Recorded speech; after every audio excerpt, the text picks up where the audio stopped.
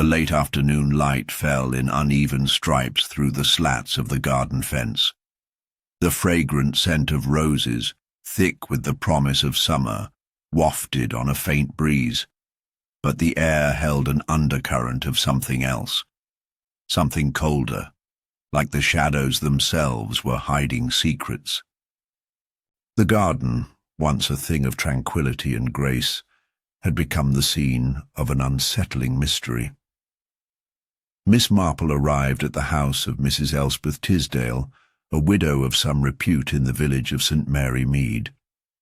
The woman had summoned her after an inexplicable event had shaken her home to its very foundation. In truth, the call had come at Miss Marple's usual invitation, the result of a persistent feeling that something was wrong. She had taken the train from the station, the journey to Mrs. Tisdale's mansion brief enough to let her observe the transformation in the air, the faint whiff of panic that had infected the village since that morning. It was the crime that had defied explanation. The gardener, a quiet man named William Pierce, had gone missing early that morning, his usual route from the tool shed to the back of the house a part of the rhythm of the estate. But when Mrs. Tisdale had ventured outside to summon him for his daily duties, there had been no sign of Pierce. His tools had been left behind, scattered carelessly, an odd sight in itself. Pierce was known for his precise manner and unwavering care for the garden. At first the police had assumed it was a simple case of someone having taken a morning walk without informing their employer. But as the hours stretched on, it became increasingly clear that something was amiss. The missing man was nowhere to be found, no matter how far the searchers scoured the grounds. They had even braved the nearby woods, searching high and low. No trace of him had been found.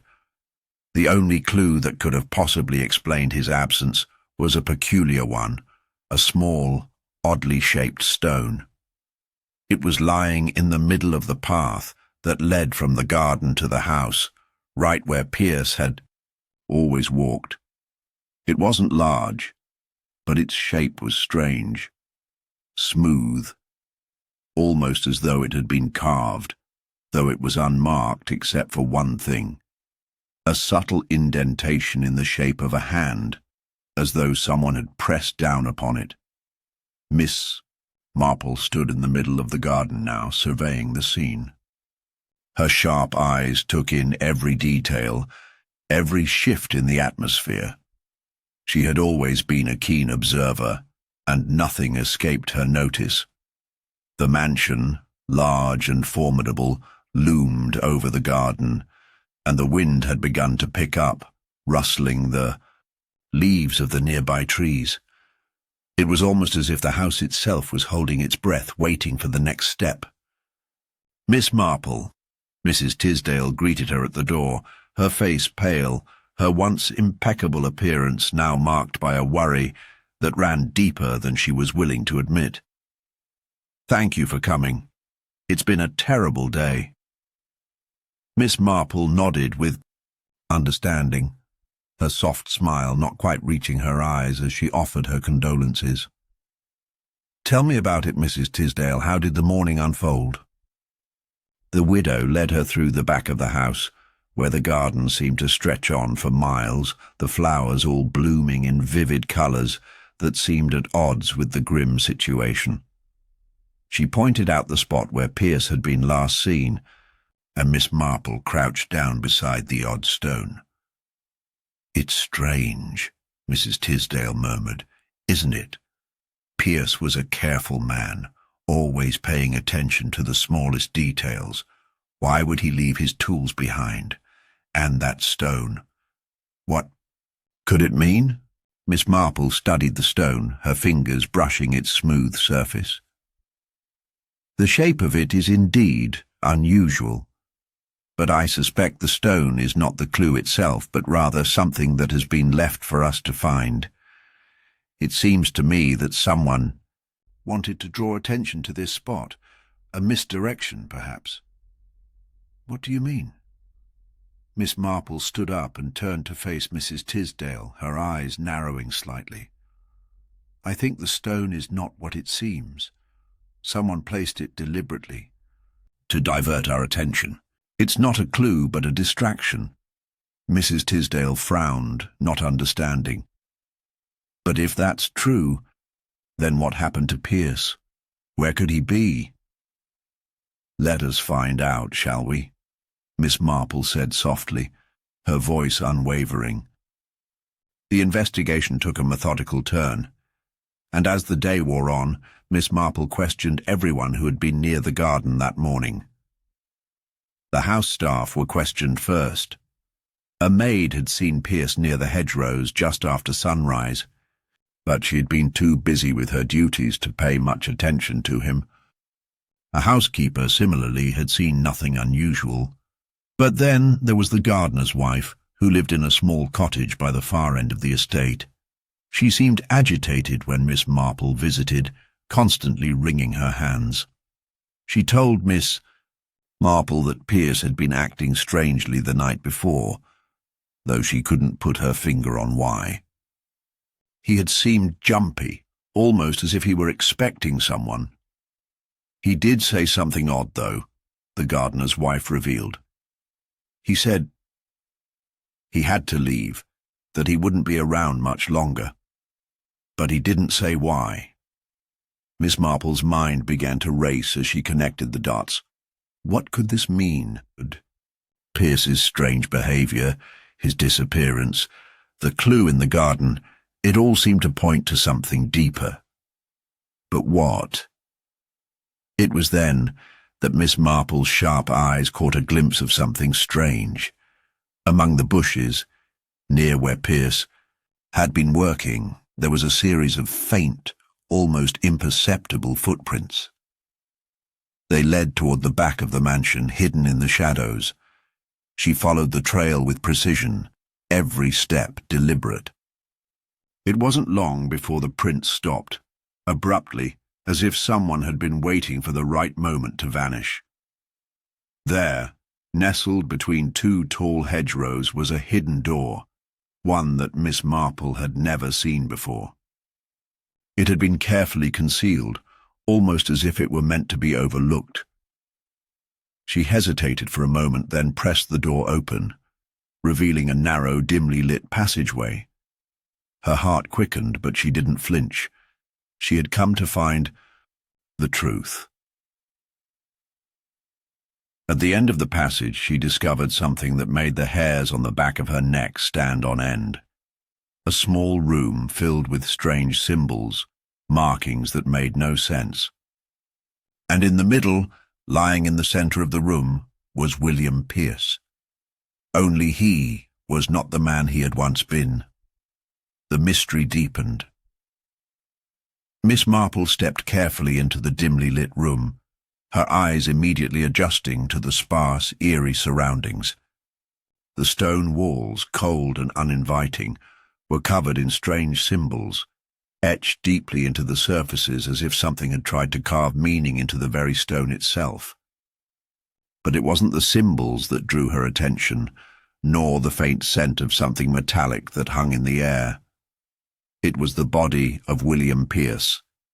He lay on the ground, his clothes dirty, his face pale. But his eyes, those eyes were wide open, staring blankly into the low ceiling. His expression held no trace of the fear or panic one might expect from a man caught in such an unusual situation. Instead, it was as though he had resigned himself to something far beyond the scope of ordinary fear. There was no obvious cause of death, no visible wounds, no signs of struggle. He seemed almost as though he had simply fallen asleep.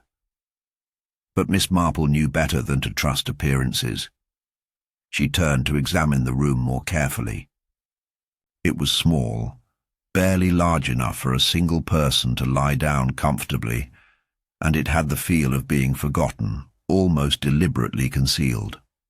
The air was stale, and the only light came from a single flickering candle that cast long, erratic shadows across the room.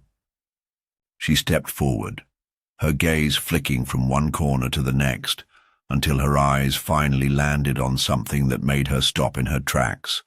A small, round object sitting atop a wooden table near the far wall. It was a pocket watch.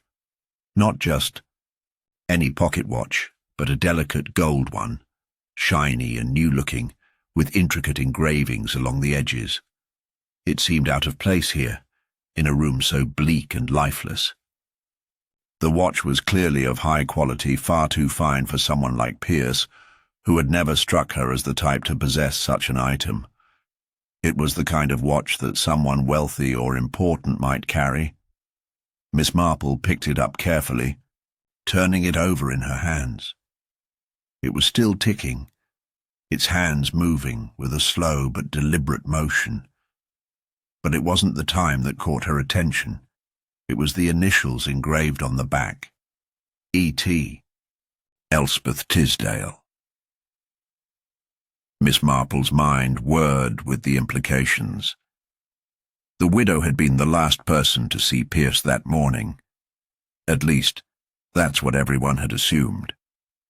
But if Pierce had had this watch in his possession, then there were questions that needed answering. How had he come to have it? Was it a gift, or had it been taken from Mrs. Tisdale's home? Was the watch simply a clue, or was there more to the story? Carefully placing the watch back on the table, Miss Marple turned her attention to Pierce's body once again. There was something unnerving about the man's posture. Despite his lack of obvious injuries, his limbs were rigid, as if he had been frozen in place. No sign of struggle, no blood, yet he was dead.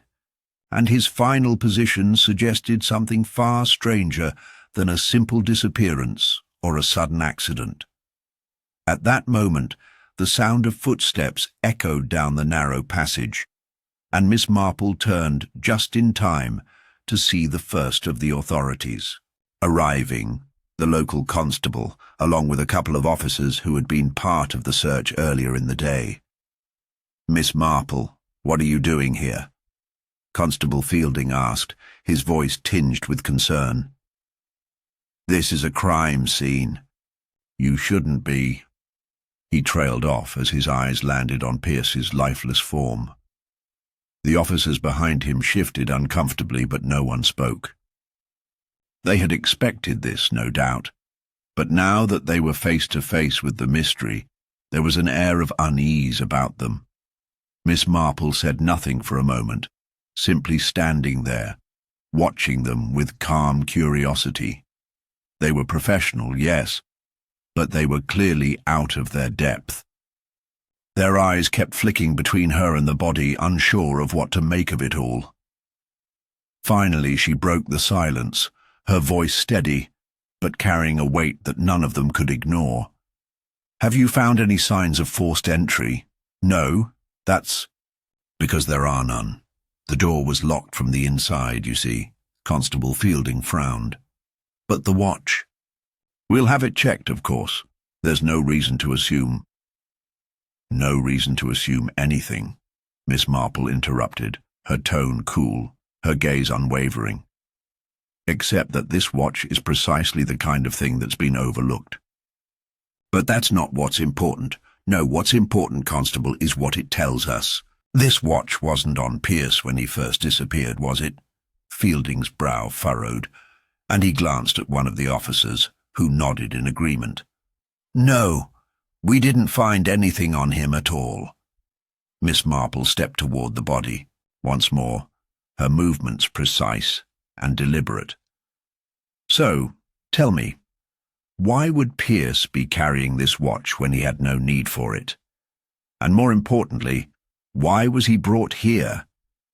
This isn't a place a gardener would come to of his own volition. There's more to this, something deeper." The officers exchanged uncertain looks, and Fielding cleared his throat, attempting to regain some control over the situation. "Miss Marple, We'll handle the investigation from here. Perhaps it would be best if you stepped back and allowed us to conduct our work." But Miss Marple wasn't listening.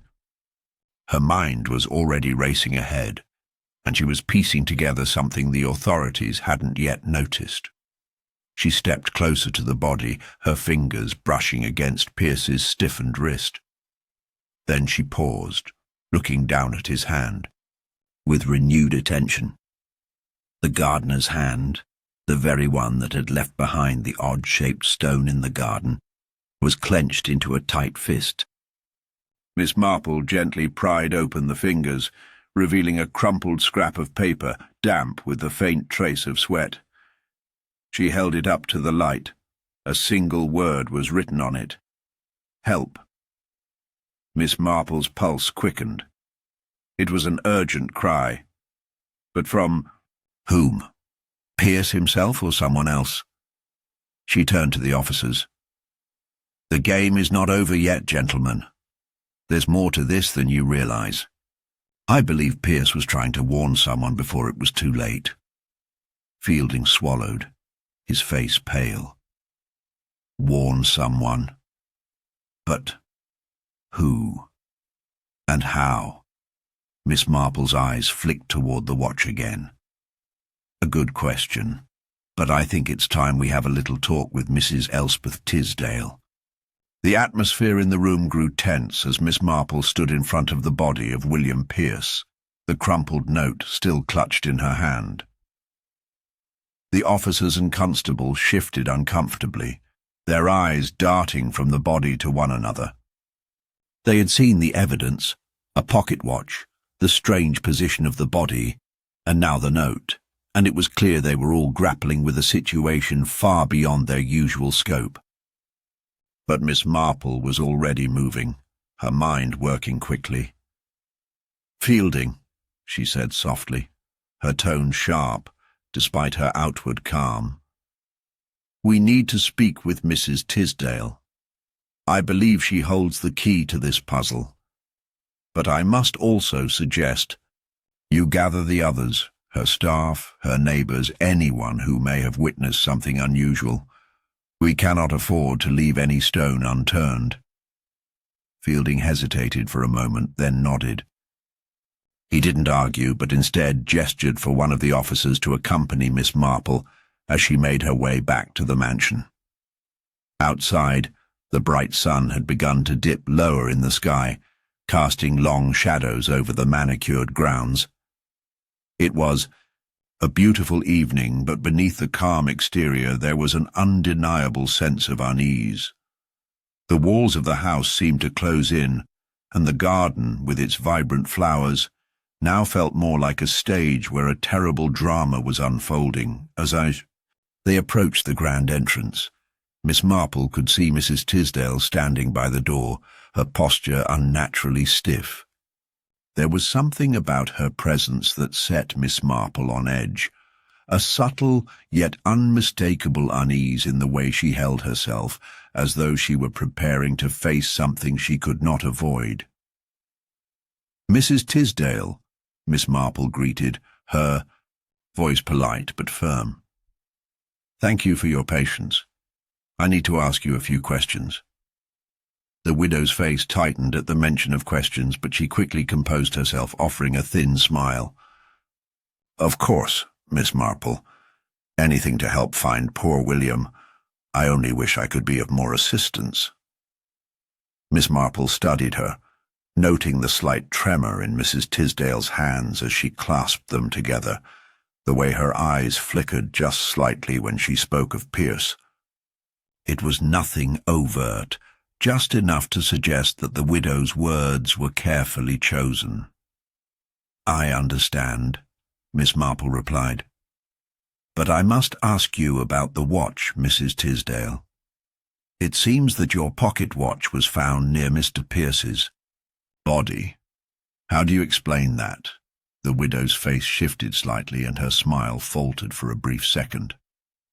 "A watch?" she asked, her voice too high-pitched to be natural. "I don't understand. That's impossible. I don't remember." "The watch was engraved with your initials," Miss Marple interrupted gently, her gaze unwavering. "The same watch that I understand you've worn for years. How do you explain it being in Mr. Pierce's possession, especially given that he didn't have it when he left the house this morning?" There was a long pause before Mrs. Tisdale spoke again, her voice faltering. I don't know. I don't understand how it ended up with him. I certainly never gave it to him. He had no reason to carry it. Perhaps it was just an accident. An oversight. Miss Marple watched her closely. It wasn't the first time someone had tried to mask a lie with words laced with innocence. "An oversight, perhaps," Miss Marple mused, "but we must consider that it could mean more than that. Was there anything unusual about Mr. Pierce's behaviour before his disappearance?" Mrs. Tisdale's eyes hardened slightly, but the change was so subtle that it could easily have gone unnoticed by anyone who wasn't paying close attention. "No," she said too quickly. "Nothing at all. He was always the same. Diligent, hard-working. I can't imagine why he would leave without telling anyone. And certainly, I can't think of any reason he would have had my watch. It's just too strange." Miss Marple gave a polite nod, though her mind was already turning over Mrs. Tisdale's words. She was hiding something. Of that, Miss Marple was certain. But the question remained. What? Just then, one of the officers arrived to inform Miss Marple that the others were waiting. Pierce's wife, the maid, and a few of the neighbours who might have witnessed something unusual. Mrs. Tisdale seemed to sag with relief at the prospect of taking a break from the questioning. She offered a thin smile and excused herself, retreating to a sitting room while Miss Marple moved on to her next task. The staff gathered in the parlour, each one clearly nervous under Miss Marple's watchful gaze. First, the maid, young and jittery, with wide eyes that refused to meet anyone else's for too long. She had seen Pierce just before his disappearance, she explained, but had been too caught up in her work to pay attention to his movements. "He was always busy with the garden," the maid said, her voice quivering. "I didn't think anything of it." Miss Marple didn't press her further.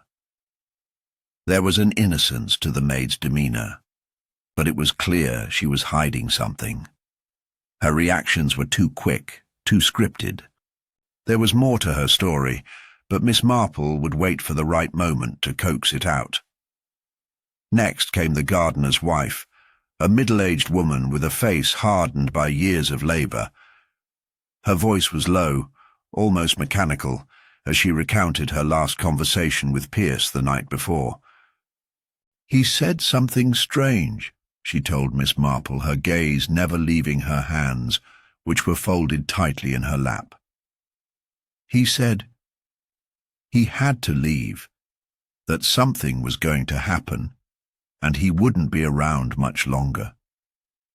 Miss Marple watched her closely. "Did he say why?" she asked gently. The woman shook her head. "No, but I could tell something was troubling him.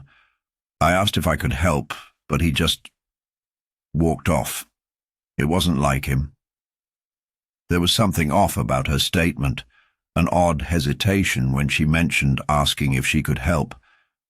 It didn't fit with the rest of her story, and Miss Marple made a note to follow up on it later. The neighbours, when questioned, offered little in the way of concrete information. They spoke of the weather, of the sounds of the garden, of the peacefulness that had surrounded the estate that morning. But nothing unusual, that was, until one of them, an elderly man who lived next door, mentioned seeing a man standing near the garden's back gate just before sunrise. "I didn't think much of it at the time," the neighbour said slowly. "But now that you mention it, there was someone there, someone tall, wearing a dark coat. Couldn't say who it was, but I thought it was odd. It wasn't time for anyone to be about.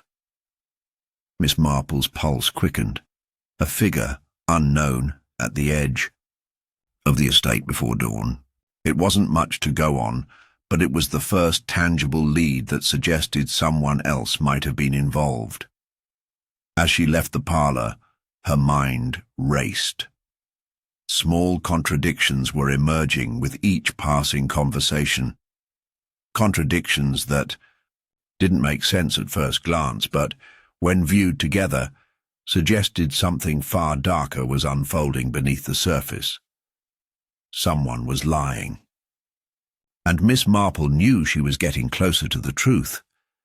But which one of them, Mrs. Tisdale, the maid, the gardener's wife, or the mysterious figure in the garden, held the key to unravelling the puzzle? Miss Marple stood at the edge of the garden, her mind swirling with the pieces of the puzzle that refused to fit neatly together. The web of suspects had grown more complex with every interview, and yet despite all the conflicting stories, one thing was becoming painfully clear. Someone here was lying, and it wasn't just a matter of withholding information. It was a matter of intent. She turned her thoughts over again, examining each suspect, each possible motive, one by one. First, there was Mrs. Elspeth Tisdale. The widow's story had raised more questions than answers. Her reaction to the discovery of the watch had been far too rehearsed, and her denial that Pierce could have had it seemed utterly implausible. Miss Marple couldn't help but wonder, had the widow been more involved with Pierce than anyone had initially believed? She had shown a keen interest in him, a certain attachment. The way her gaze lingered on him when they spoke about him earlier, it was as if there was more to their relationship than simply employer and servant. Was there a deeper emotional connection? Perhaps a secret affair that had gone too far, or perhaps something even darker, like blackmail. What if Pierce had known something he shouldn't have? It would explain the watch, but it didn't explain why he had to die. The gardener's wife, though her account seemed to fit into the broader timeline, had given an odd, almost evasive, response when she mentioned Pierce's strange behaviour the night before his disappearance. He said something was going to happen, she'd confessed, but had refused to elaborate further. It was the sort of statement that hinted at secrets and half-truths. Could it be that she knew something her husband had been too frightened to admit? Had she overheard something in the household? Something that made her husband's mysterious departure seem inevitable? And the way her hands trembled when she spoke about the night Pierce left, it wasn't just anxiety, but something more. As if the woman had felt the threat herself. Had she been complicit in keeping Pierce's death a secret? Then there was the maid, the young woman who seemed to know nothing but who was far too eager to please. She had been quick to dismiss any suspicion, almost too quick.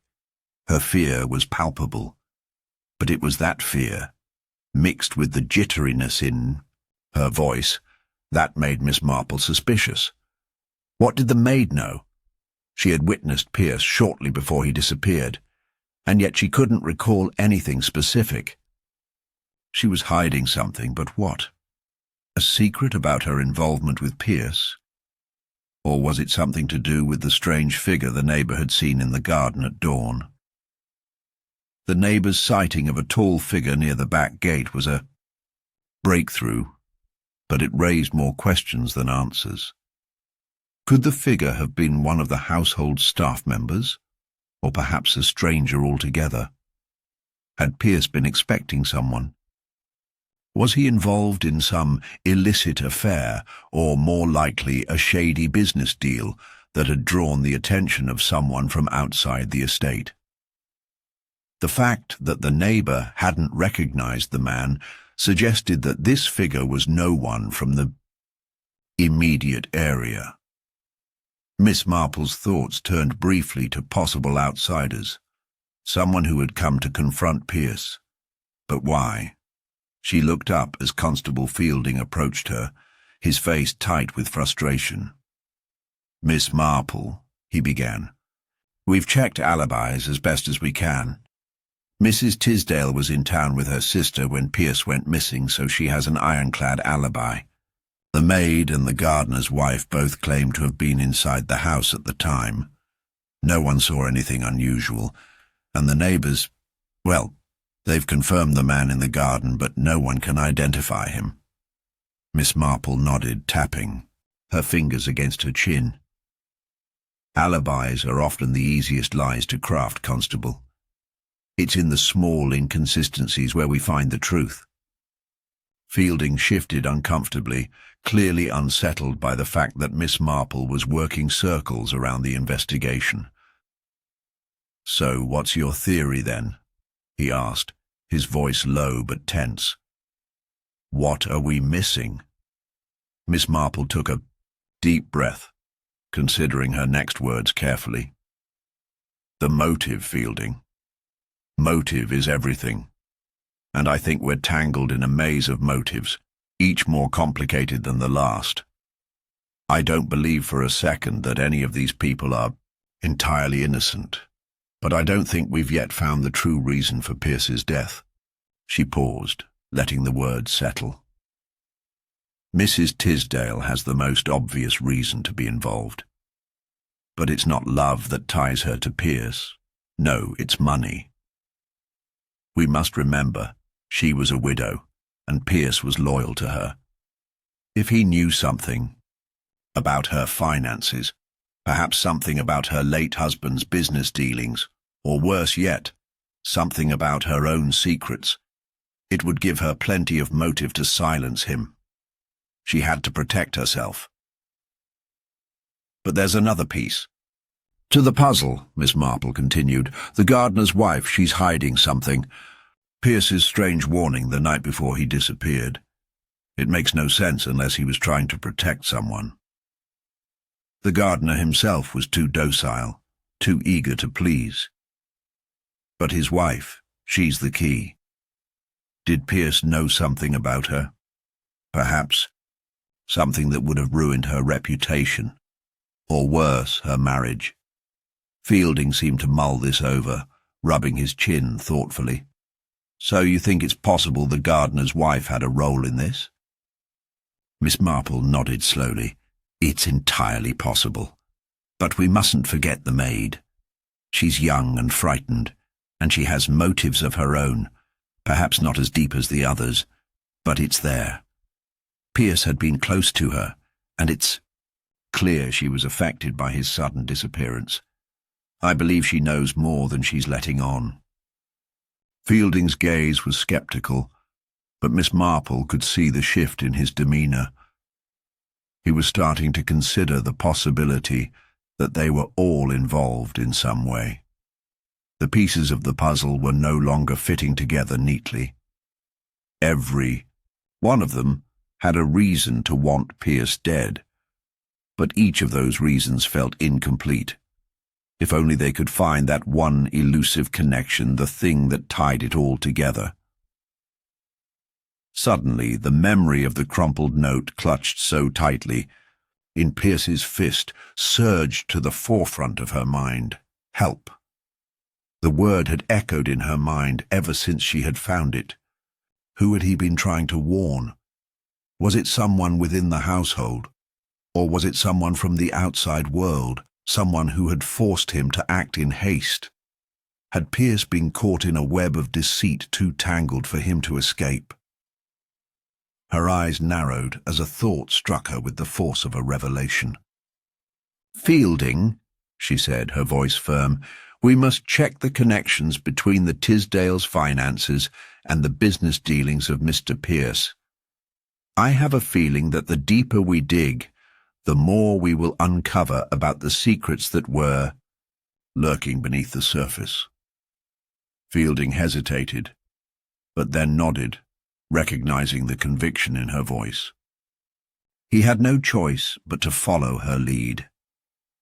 As Miss Marple turned away, her mind already racing ahead, she knew one thing for certain. The truth was buried deep in the hearts of those who surrounded Pierce, and no matter how carefully they tried to mask their motives, she would unearth it, piece by piece. Miss Marple's mind spun as she paced the quiet study in the late hours of the evening. The scent of freshly cut flowers from the garden drifted in through the open window, but it was no comfort to her. She had been awake for hours, piecing together fragments of information that seemed both too much and too little. There was a thread that she could almost grasp, a thread that could unravel the entire mystery.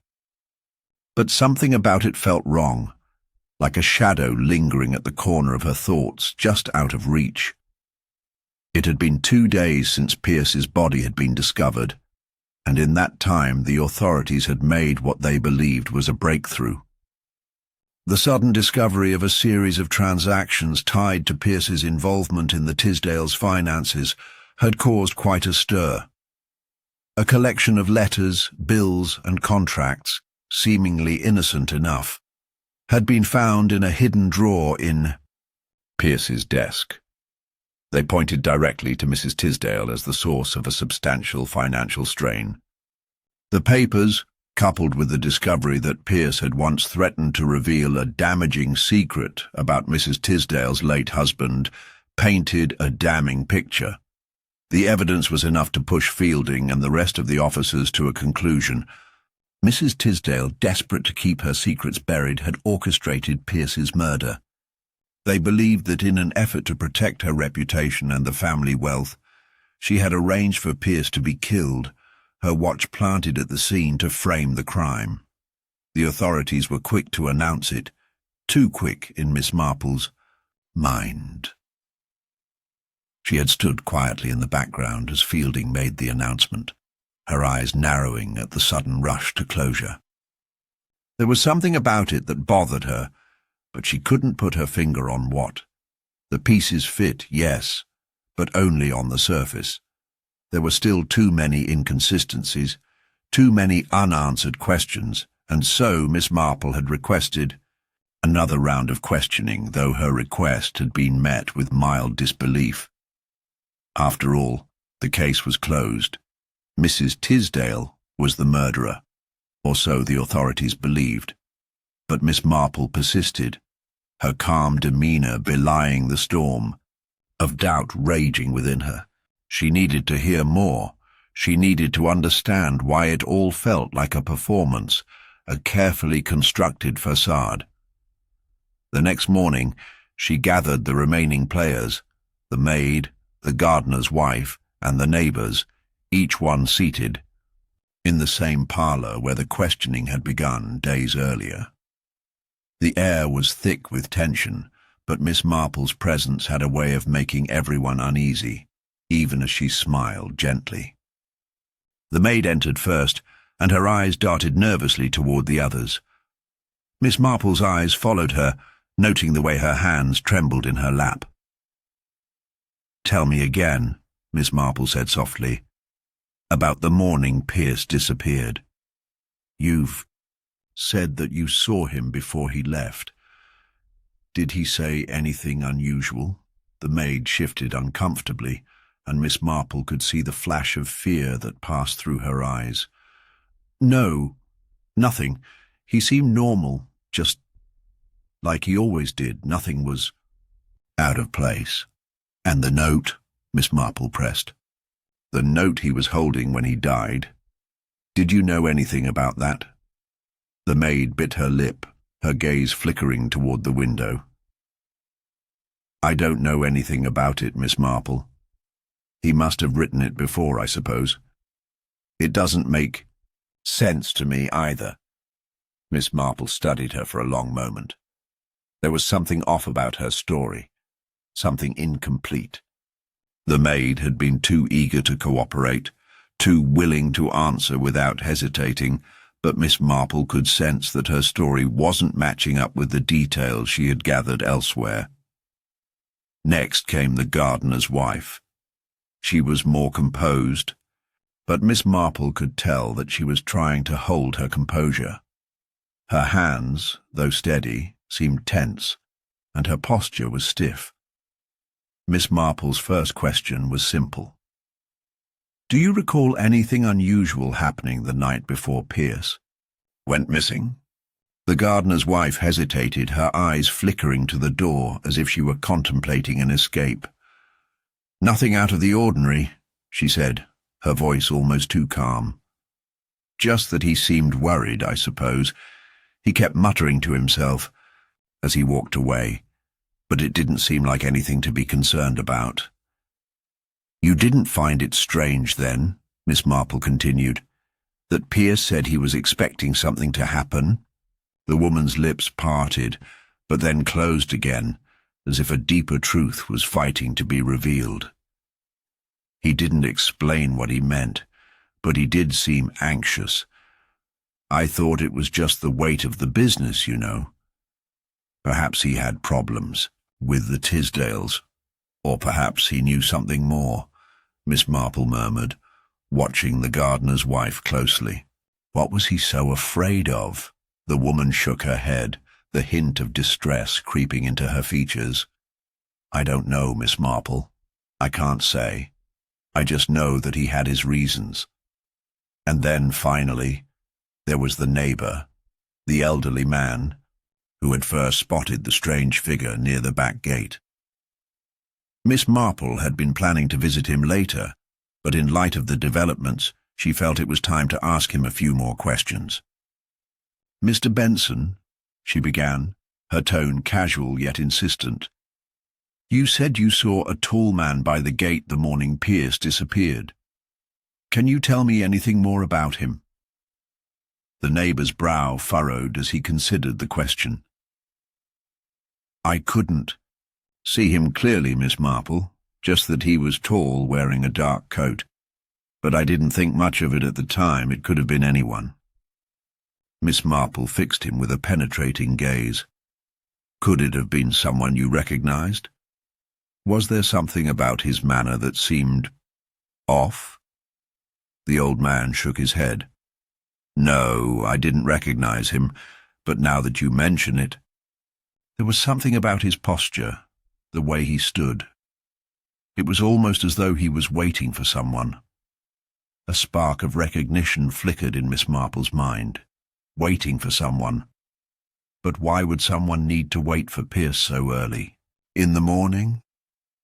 She had been so focused on the immediate household that she hadn't considered someone who had come from outside the estate, someone who might have been looking for a confrontation. Fielding had been right about one thing. The financial papers had painted Mrs. Tisdale in a terrible light. But Miss Marple still couldn't shake the feeling that there was more to the story, something yet to be uncovered. The authorities had rushed to close the case, eager to settle it, but Miss Marple knew that a hasty conclusion often led to more questions, not fewer. As she sat back in her chair, she felt it. The nagging sense that they had been too quick, too eager to close the key door on the investigation. The breakthrough might have seemed like a victory, but it was a false one. The real criminal, she was certain, was still hidden in the shadows, waiting for the right moment to strike. Miss Marple knew she had to dig deeper. There were still too many layers left to peel back, too many small clues to follow. The truth was out there, but it was hiding, just out of sight. And she would find it. Miss Marple sat by the fire that evening, the faint crackle of the flames casting shadows across the study. Her mind drifted through the details of the case, her thoughts lingering on the discovery of the financial papers and the strained atmosphere within the household. Despite the recent flurry of activity, something about the case still seemed unresolved. She couldn't shake the feeling that the answer lay in a place none of them had yet thought to look. As the evening grew darker, a memory surfaced, one that seemed too distant to be relevant. It was a small case, something that had caught her attention years ago. She had only mentioned it in passing, a bit of gossip that hadn't seemed important at the time, but now it seemed like the key to unraveling the mystery. A distant connection that had never been properly explored, a thread that had been left hanging. It was a case from her earlier years, one that involved a business deal gone wrong. A woman, much like Mrs. Tisdale, had been caught up in a scandal involving her late husband's finances. The husband had been an ambitious man, deeply involved in local business circles, but his dealings had left the family in ruin when he died, under mysterious circumstances. Miss Marple had never fully understood the details, but there was one thing she had never forgotten. The husband had been connected to someone else, someone powerful. A man who had a reputation for turning situations to his advantage. The connection between the past and present became clearer as Miss Marple's mind ran over the facts once more. Mrs. Tisdale's late husband, like the one from the older case, had been a man of ambition and secrets. But what if there was more to it than that? What if Pierce had uncovered something buried deep within the Tisdales' history, something not just about their finances, but about their involvement in a far darker world of corruption and deceit? The more she thought about it, the more she realized that the Tisdales' financial strain wasn't just about the present. It was linked to something older, something that had been festering for years. A series of hidden connections between the people involved, ties that stretched further back than anyone had imagined. The maid had been particularly anxious about the discovery of the financial papers, but Miss Marple wondered if the maid's concern had less to do with fear of being caught and more to do with the weight of what she knew. She had been in the household for several years. Had she ever heard rumors about the Tisdales' past? Had she been told of the family's involvement in a past scandal? Miss Marple decided to dig deeper into the Tisdales' history, searching through old records and letters. She spent hours combing through correspondence and newspaper clippings that were years old. And then, buried deep in an old file, she found it. An article from a local paper that reported the sudden, unexplained death of a man who had been a close associate of the Tisdales' late husband. The report mentioned an investigation, but it was quickly dropped. The details were vague, the case dismissed as an accident. However, Miss Marple's trained eye caught the familiar pattern. The man had been involved in a shady business venture with a partner who, as fate would have it, was none other than the wealthy man who had been Pierce's secret source of financial pressure. The connection was impossible to ignore. The man who had died mysteriously all those years ago was no random acquaintance. He had been a part of the same tangled network of power and greed that had ensnared the Tisdales, and by extension, Pierce. It was no coincidence that Pierce had been poking into the Tisdales' finances. He had uncovered something that connected the dots between the past and the present. It made perfect sense now.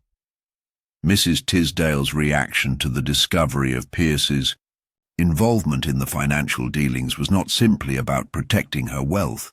It was about protecting a past that had never fully been buried.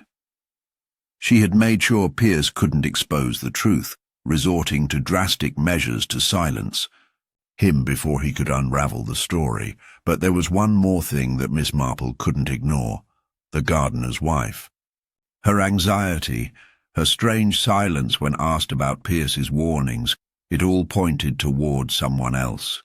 Someone in the household had known more than they had let on. But who? Miss Marple's mind returned to the gardener, the quiet, seemingly obedient man who had always kept to himself. There had been something about the way he had avoided eye contact during their earlier questioning. He had known more than he had admitted.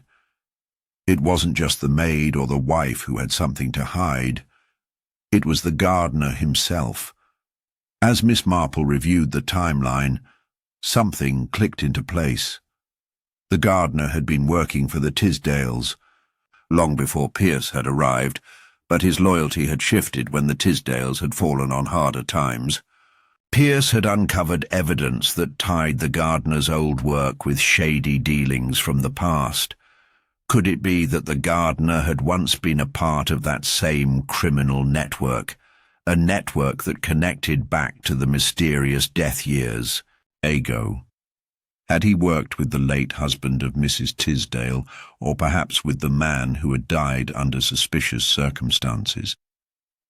Was it possible that the gardener had come to Pierce with the intention of silencing him, only to be manipulated by someone else? The past was closing in on them, unraveling the carefully constructed layers of deceit that had built up over the years.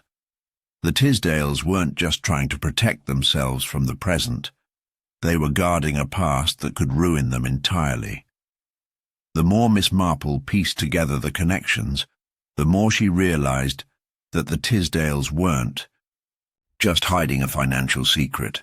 They were part of something far bigger, something darker. Miss Marple knew that the truth was closer than ever, but the connections were becoming even more dangerous to uncover. The deeper she dug, the more she realized that there were more players in this game than anyone had anticipated. The real criminal wasn't just trying to hide a murder. They were trying to bury an entire history. As the clock struck midnight, Miss Marple sat back, her heart pounding with the realization that the end of the case was drawing near. The Tisdales' tangled history, buried for so long, was about to come to light, and when it did, nothing would ever be the same. But there was one question that still haunted her. Which of them would be the last one standing when the truth finally came to the surface? Miss Marple's thoughts were relentless. Every moment since her discovery of the gardener's possible connection to the Tisdales' dark past had caused her to wonder. How far would this web stretch, and how many would it ensnare? As she sat quietly in her room that evening, the wind howling through the trees outside, she considered how she might expose the remaining pieces of the puzzle. A straightforward approach had not worked, and every direct question seemed to bring forth nothing more than practiced answers, carefully measured to avoid suspicion. But Miss Marple was not one to rely solely on conventional methods. She had learned through her years of observing human nature that people often revealed the truth not when asked directly, but when pushed just slightly off balance. When the stakes felt uncertain, when they were made to question whether the detective had a hidden agenda of her own. The gardener, for all his stoic silence, had been an enigma she couldn't ignore. His responses to questioning had been too smooth, too rehearsed, and his body language, tight, defensive, hadn't escaped Miss Marple's notice. He had been quiet enough, kept his head down, but something about his eyes, the way they darted, when he was asked a question, suggested he was hiding something critical. She decided to test him. The next morning, as the mist still clung to the estate, Miss Marple arranged for the gardener to meet her in the very garden he had worked in for so many years. She had noticed small details during her earlier walks, strange footprints near the shed, and the occasional wayward glance from him when he thought no one was looking. The garden itself had always been a place of stillness, a sanctuary from the drama of the estate. But Miss Marple suspected it held far more than just flowers and shrubs. The gardener arrived, as expected, his face drawn and wearied by the pressure of the case. Miss Marple greeted him warmly, the picture of calm politeness, as if they were old friends discussing trivialities. "Lovely morning, isn't it?" she said, her voice soft, a pleasant hum of conversation. "I've always admired your work here, you know. It's clear that you take great pride in it." The gardener mumbled a polite response, nodding awkwardly. His movements were stiff, as if he were unsure of his role in this conversation. Miss Marple's casual tone and demeanour made him feel at ease, but just enough to let his guard down. That was exactly what she needed. She led him to a small bench under a cluster of ivy-covered trees, the stillness of the morning punctuated only by the distant cawing of a raven. As they sat, Miss Marple adjusted the angle of the conversation, slipping in a few comments about her observations of the estate and the peculiarities of the household. "You know," she continued, "there's something fascinating about how these old families can have such strange ways of dealing with things. Secrets hidden for years. People don't often realize how the past can catch up with them." The gardener shifted in his seat. Miss Marple glanced at him from the corner of her eye. His jaw tightened, but he said nothing. "I was thinking," Miss Marple went on, as if speaking to herself, "about how the Tisdale's wealth comes with such a shadow, so many whispers around them. It's curious, isn't it, that someone so involved in their business might find themselves at odds with them, perhaps even threatening to expose them." There it was, an unexpected shift. The gardener's face drained of colour as his hand clenched into a fist. He was clearly uncomfortable, but it wasn't just discomfort. There was fear there too. His gaze flickered nervously toward the ground. Miss Marple could see the cracks in his composed exterior, the subtle tension radiating from him. His composure faltered. He wasn't as unaffected as he had pretended to be. "Mr. Finch," Miss Marple said gently, "you seem to know a great deal about the Tisdale's affairs. And yet, you don't seem as surprised by these allegations of blackmail and financial ruin as one might expect." The gardener's eyes widened, but only for a second.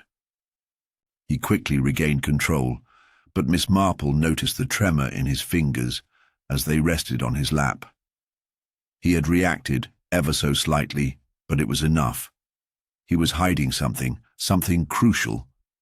The detective pressed further, now leaning in slightly, as though she were sharing a secret with him. "Perhaps you know about someone who could have been involved in these matters. Someone who would have had a motive to keep their dealings hidden. Someone who wouldn't hesitate to eliminate a problem." The gardener's eyes darted left and right, avoiding her gaze. His lips parted, but no words came. It was as though he were struggling to decide whether to speak or remain silent. The tension hung in the air. But then, just as Miss Marple was about to probe deeper, the gardener let out a soft laugh, a laugh that wasn't quite right. It was short and strangled, an attempt at humour that failed miserably. "Miss Marple," he said, his voice quivering, "I don't know what you mean. I'm just a gardener. I have no interest in their business, and no reason to get involved in all this. I don't want to be mixed up in it any more than I have to be." "Of course," Miss Marple replied, her voice light. "I suppose I'm just imagining things.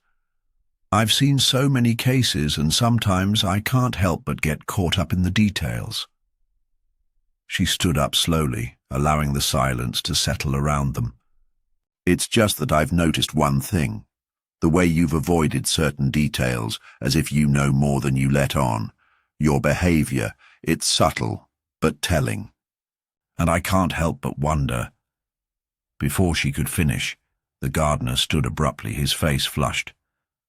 "I really must get back to work," he said, his tone more defensive now. "There's nothing else to discuss. I have nothing to add to this. Nonsense. Miss Marple didn't press him further. She merely nodded, her eyes following him as he quickly walked away, avoiding her gaze. He had cracked. In that brief moment, Miss Marple had witnessed his guilt, the way his composure shattered under the weight of the truth. As he disappeared into the distance, Miss Marple allowed herself a small smile. The gardener had slipped, revealing far more than he intended. The subtle reaction to her insinuations had exposed a vulnerability, an insecurity. His attempt at dismissing her questions had been the very thing that confirmed her suspicions. The gardener knew more, much more. Miss Marple stood quietly for a moment, feeling the cool breeze on her face. She had one final piece of the puzzle now, but the question remained: how would the others react when the full truth came to light? One thing was certain: this case was far from over. The gardener's confession, whether intentional or not, had opened a new path, one that would lead Miss Marple closer to the heart of the crime, and she was ready to follow it, wherever it might lead. The morning fog was thicker than usual when Miss Marple made her way to the estate's study, where she had planned to review the case's key evidence. The gardener's unexpected reaction had confirmed her suspicions, and she now felt certain that the tangled threads of the Tisdale family's secrets were beginning to unravel. The last few days had sharpened her focus, and her mind raced with possibilities. But there was one more step to take: to confront the Tisdales with what she knew, to challenge them with their past and present actions.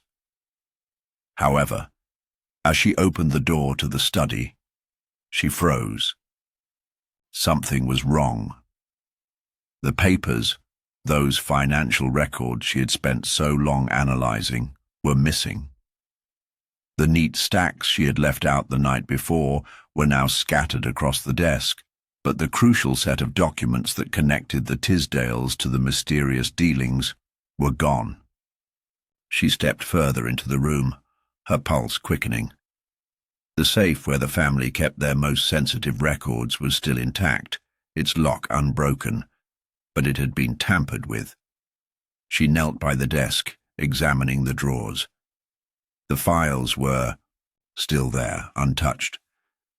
It was only the key set, the one with the incriminating proof of Pierce's involvement, that had vanished. Someone had taken them. Miss Marple's mind worked quickly. There was only one way the documents could have disappeared. Someone had been watching her closely. They knew she was on the right track, and they had acted swiftly to sabotage her investigation before she could close in on the truth. The implications were chilling. The stakes had just been raised. Her first instinct was to search the entire house. As the eldest of her family's estate, she had long known the nooks and crannies of old houses like this, the secret hiding places where things often went missing. But even as she walked through the corridors, searching the study, the library, and the pantry, nothing. The silence that greeted her felt oppressive, as though the walls themselves were holding their breath. It wasn't until she stood at the threshold of the sitting room that she felt the true weight of the situation. There, standing by the fire, was Mrs. Tisdale. Her face was pale, her eyes wary, but she didn't flinch when she saw Miss Marple standing in the doorway. The woman had clearly been waiting for her, and her composure, so often fragile, now seemed unnervingly practiced. "Miss Marple," Mrs. Tisdale said softly, her voice almost too calm. "I was wondering when you'd come looking for the papers. I hoped it wouldn't come to this." Miss Marple paused, her gaze narrowing. "I see. You know about the missing documents." "Then?" "Of course," Mrs. Tisdale replied. The papers were the final nail in the coffin, weren't they? I wasn't about to let you make the mistake of thinking you had everything figured out. Miss Marple took a step into the room, her eyes never leaving Mrs. Tisdale's face. There was a tension in the air now, a dangerous quiet that hung between them. Miss Marple hadn't expected this level of direct confrontation, but she had come, prepared. The theft of the evidence confirmed what she had suspected all along. Someone was desperate to keep the truth buried. "You've been protecting something, haven't you?" Miss Marple said, her voice soft but firm. "All these years keeping the past under wraps, sweeping things aside. And now, in an instant, you destroy the evidence that could unravel it all." Mrs. Tisdale didn't flinch at the accusation, but Miss Marple saw her fingers twitch in the most subtle of gestures. "You think I've been hiding something? That's rich. You think the Tisdales are the only ones with secrets?" Miss Marple took a step forward, her eyes steady on Mrs. Tisdale. "I think it's more than just your secrets that have been buried, Mrs. Tisdale. I think you've spent a long time covering for someone else, someone who wants to keep this whole thing quiet." At that, Mrs. Tisdale's expression faltered. Just a brief crack, but it was enough. It was as though she had just realized that Miss Marple wasn't talking about the past at all, but about something very present, very dangerous. "What are you implying?" Mrs. Tisdale asked, her voice catching. Miss Marple didn't answer immediately. Instead, she turned to survey the room again, noting the faint traces of disturbed dust on the floor. She had seen the exact same kind of dust on the desk before the documents were stolen. Someone had rifled through the papers in a hurry. There was something off about the whole situation, something that told her the missing evidence was only part of a much larger scheme. It was at that moment she saw the shadow in the corner of the room. It was faint, but unmistakable. Someone was hiding just beyond the archway leading to the hallway. A sudden realization hit her. The missing evidence wasn't just about destroying the case. It was about keeping her from knowing the truth. Someone in this house didn't want her to uncover what lay beneath the surface. Before Miss Marple could move, the figure stepped forward. It was the maid, standing there, her face pale and eyes wide with fear. I didn't mean to," the maid stammered, her voice shaking. "I didn't mean to hurt anyone. I just didn't know what else to do. They told me to help." Miss Marple's mind immediately began to race. It wasn't the gardener. It was the maid who had taken the documents, perhaps at Mrs. Tisdale's insistence. The maid's wide-eyed terror confirmed that she was not a willing accomplice, but had been coerced. "What's been going on here?" Miss Marple asked, her voice gentle now. She could see the conflict in the maid's eyes, the guilt, the fear. She had been caught in something much larger than herself, something far darker than just a simple theft. I didn't want to, Miss Marple, but they said it would be best, that it would all go away. They said I had no choice." "Who?" Miss Marple pressed. "Who said this?" The maid looked between Mrs. Tisdale and Miss Marple, her face twisted in confusion. I can't say. They'll hurt me. I can't." Before she could finish, the door opened with a sudden crash, and the gardener stepped into the room, his expression grim.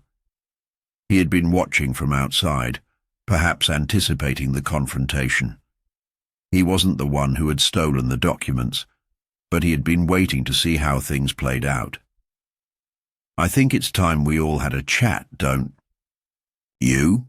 he said, his voice low and calculating. The weight of the moment hung heavily in the air, and Miss Marple knew that the real confrontation had just begun. The pieces were falling into place, but there was still so much left to uncover.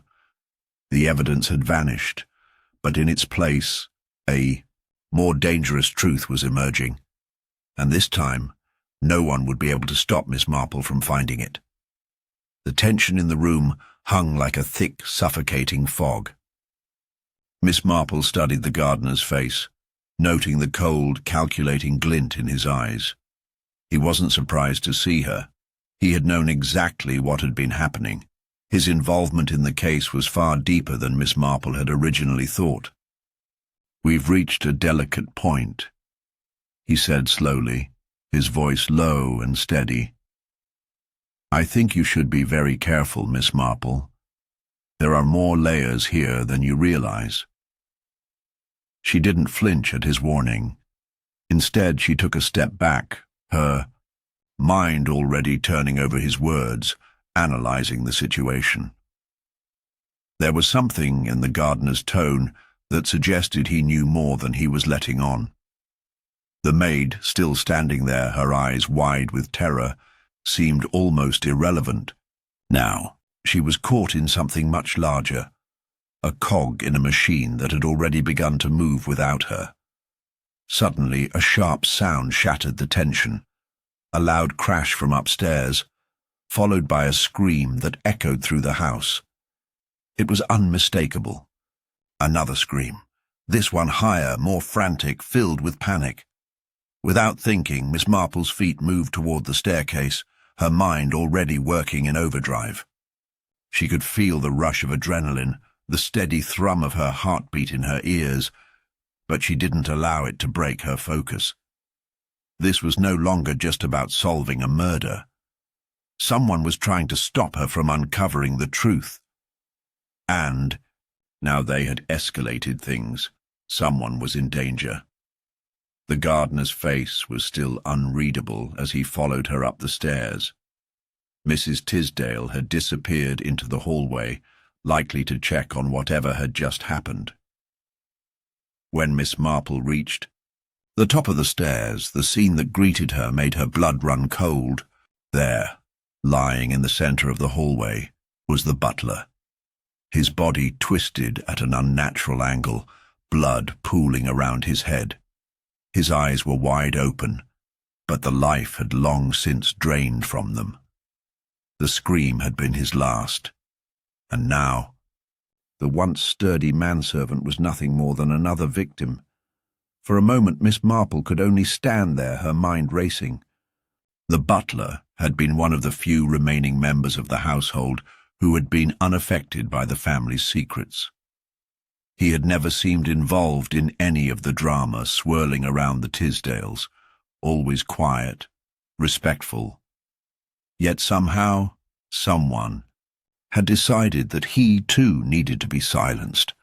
"Who found him?" Miss Marple demanded, her voice cutting through the chaos. The gardener, still standing in the doorway behind her, didn't answer, his expression unchanged. Mrs. Tisdale was standing at the far end of the hallway, her face ashen. She didn't speak, didn't move. She simply stared at the body, her lips trembling. The tension in the air was suffocating, and Miss Marple could feel the weight of something darker unfolding before her. Is it possible someone here knows more than they've let on? Miss Marple mused aloud, her mind darting from possibility to possibility. This wasn't just a random act. This was deliberate. The gardener shifted his weight slightly, his eyes never leaving Miss Marple's face. He opened his mouth to speak, but before he could, another figure emerged from a nearby doorway. Detective Inspector Fenton. He looked equally rattled, but immediately took control of the scene. "Miss Marple, this is becoming too complicated," Fenton said, his voice tight with frustration. "You were right. There's something far worse going on here than anyone could have anticipated." Miss Marple's sharp eyes flicked to the detective, noting the disheveled state of his uniform. "What do you mean?" Fenton's gaze dropped to the butler's body, then back to Miss Marple. "You'll see for yourself. It's clear now. Someone's trying to keep you from solving this case by eliminating anyone who stands in their way." That man, he gestured to the butler, wasn't supposed to be a target, but somehow he was caught up in it. Miss Marple didn't need further explanation. Her thoughts were already speeding ahead, moving faster than the detective's words. The butler had been a bystander, an innocent caught in the web of lies. His murder wasn't a mistake, it was a warning. Whoever was orchestrating these events wasn't finished. They were still steps ahead. "You've already lost one ally, Miss Marple," the gardener said, stepping forward, "and I'm not sure how much longer you can keep going." Miss Marple turned to him with a penetrating gaze. "You think I'll stop now after all that's happened?" she replied, her tone unwavering. "I'm just getting started." A loud bang echoed from the other end of the hallway, drawing their attention. A door had slammed open and a man's voice, hoarse and trembling, called out in panic, "Help! Someone help me!" Without thinking, Miss Marple moved swiftly toward the noise, her heart hammering. She passed the others, none of them able to keep up with her pace as she rushed to the source of the call. Her instincts told her that something far worse was about to unfold. When she reached the doorway, she found the youngest Tisdale, Edward, sitting on the floor, his back pressed against the wall, his face pale and drenched in sweat. His hands were shaking uncontrollably as he stared at the door across from him. "They're here," Edward gasped, barely able to get the words out. "They're watching me. They know I can't. They won't let me go. I didn't mean for it to happen, Miss Marple." Before she could move to comfort him or ask for clarification, a figure stepped out from the shadows behind him, someone who had been waiting, silently watching. Edward's face went ashen as the figure came into view. It was Pierce, the same Pierce who had been implicated in the earlier disappearance of Mrs. Tisdale's cousin. But now there was something darker in his eyes, something more dangerous. Miss Marple froze as Pierce's cold smile met her gaze. "I thought I made it clear," he said softly, his voice low and venomous. "You should have left well enough alone, Miss Marple." And in that moment, it became clear to Miss Marple. Pierce wasn't just the key to the case, he was the mastermind. The tension in the air crackled like a thunderstorm on the brink of exploding. Miss Marple's eyes remained locked on Pierce, the expression on his face one of grim satisfaction, as though he had finally cornered her, as though the game had come to its inevitable conclusion.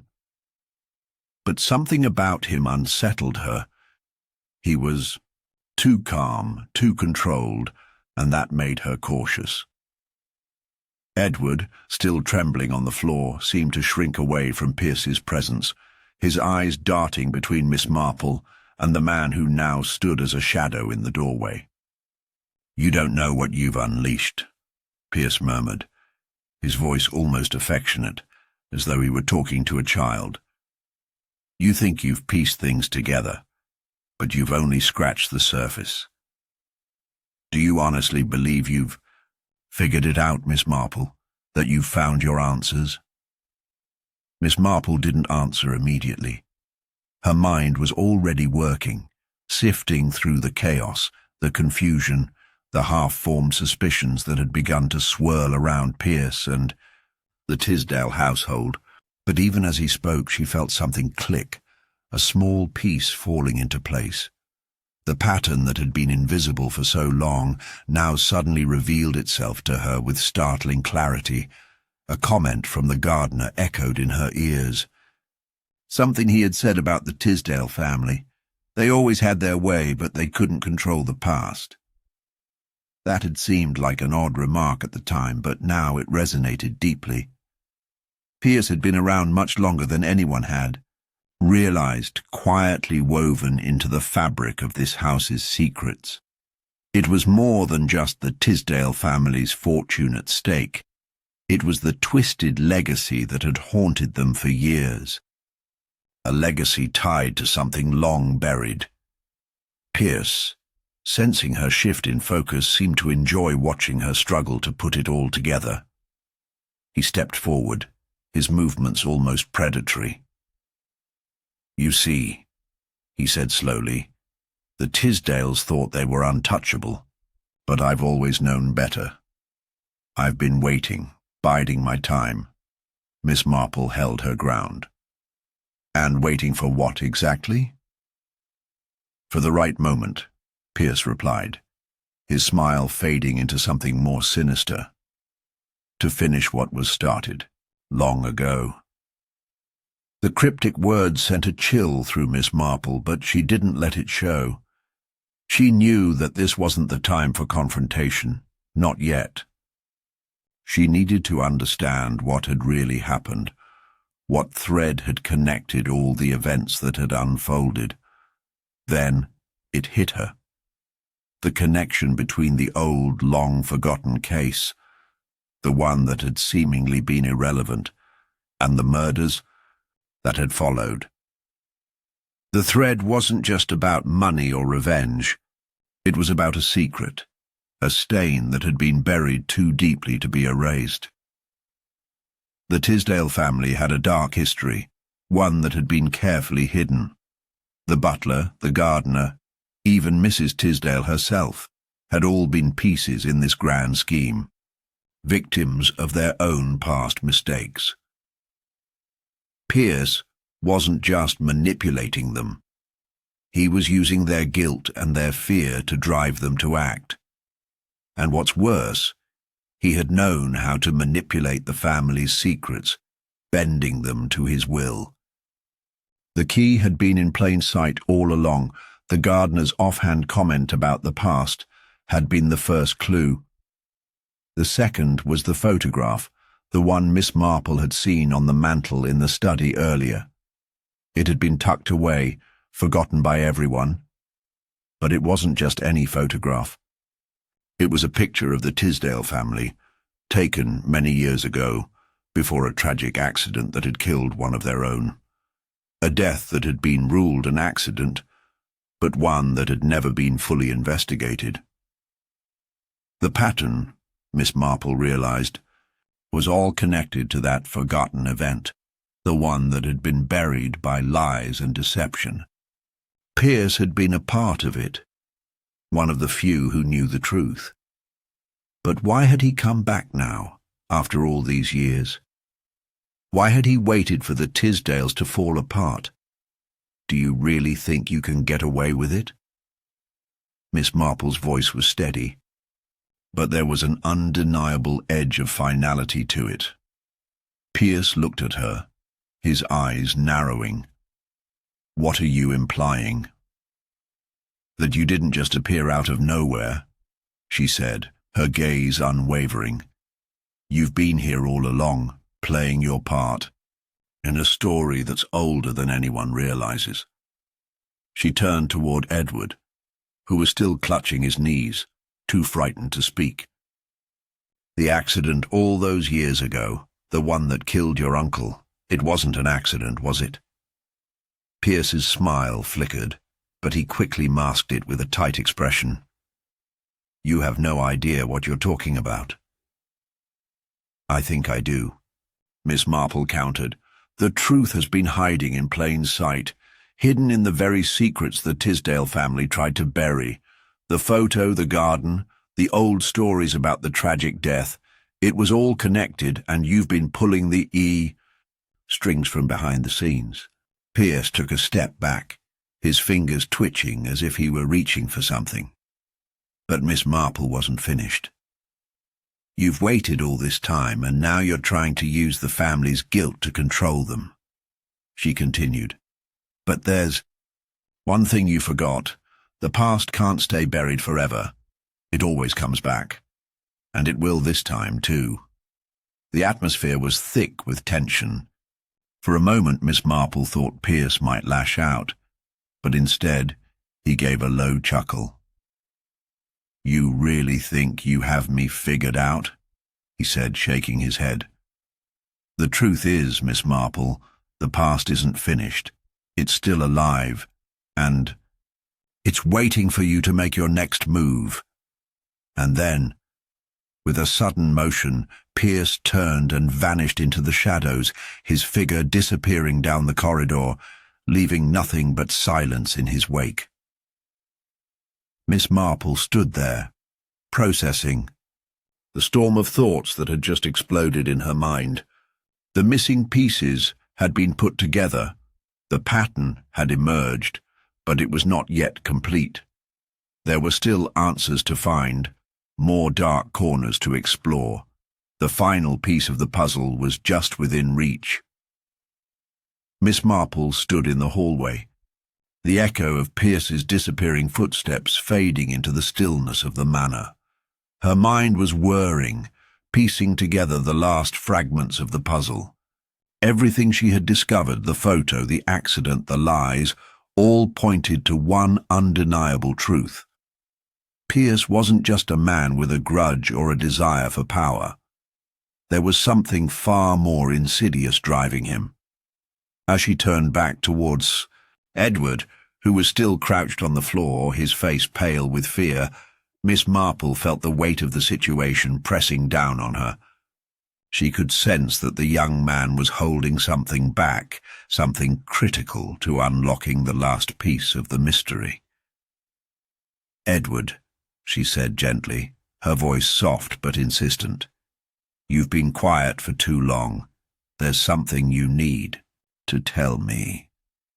Something about your uncle, about the accident all those years ago."